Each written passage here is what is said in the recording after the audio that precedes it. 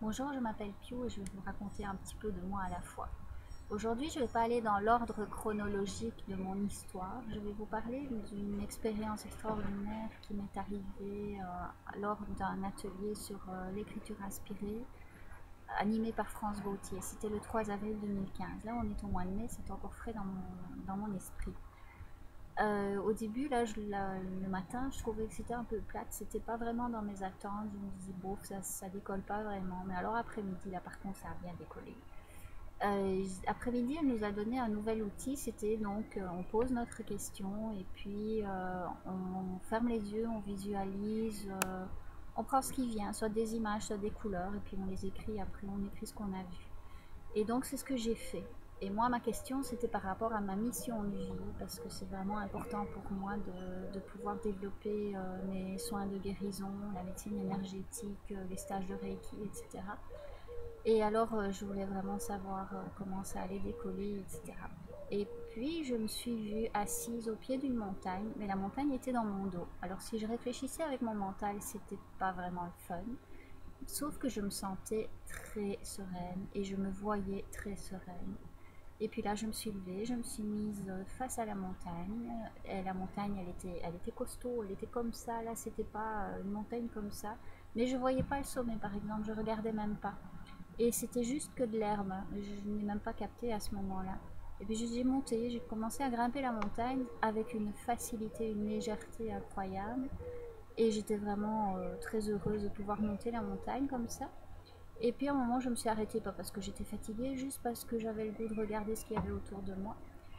Et puis à ce moment-là, je voyais toujours pas le sommet de la montagne, je regardais pas. Et puis quand je me suis retournée pour recommencer à grimper sur la montagne, là j'étais à 1,50 m du sommet. J'étais vraiment proche, en 2 pas j'y étais. Et donc je sentais vraiment un profond sentiment de bonheur, c'était vraiment le fun. Et là, je me suis connectée à l'énergie d'amour inconditionnel et que j'ai distribué à la Terre entière, à l'univers, à l'infini. Enfin, c'était quelque chose de vraiment très très très intense. Et puis quand j'ai regardé au pied de la montagne, j'ai vu une foule arriver vers moi. Ils arrivaient en file indienne. Moi, j'ai un problème avec la foule, j'aime pas ça. Mais là, je me sentais vraiment très très sereine, par exemple.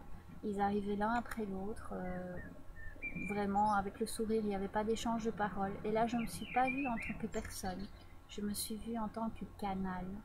Et j'avais juste à poser mes mains 3 secondes sur la tête de chaque personne et ils étaient guéris. C'était vraiment un sentiment de pur bonheur. Et donc, pas de bonjour, merci, au revoir, rien du tout. Et puis ça défilait, ça défilait, ça défilait. Et puis à la fin de la journée, il n'y avait plus personne. Et puis je me suis installée sur le sommet de la montagne en tailleur. Et puis là, j'étais vraiment très bien. Je me sentais vraiment très bien. Et je savais que le lendemain, ça allait recommencer, que j'allais revivre la même chose. Et puis, ben, à un moment donné, dans cette vision-là, je me suis mise à pleurer, mais à sanglots. Pas de tristesse, mais de bonheur. À tel point que France est venue me trouver et m'a dit, Pio, qu'est-ce qu'il y a? Est-ce que ça va? Et j'ai juste pu dire non. Je pouvais pas dire plus, j'aurais pu lui dire ben non parce que je suis pas sûre qu'un jour je serai capable de m'arrêter de pleurer, c'est ça que j'avais envie de dire, mais moi j'ai juste pu dire non. Donc elle m'a prise à part, elle m'a dit ben raconte-moi ce que tu as vu. Elle a absolument rien compris de ce que j'ai raconté parce que essayer de parler en sanglotant c'est très difficile à faire.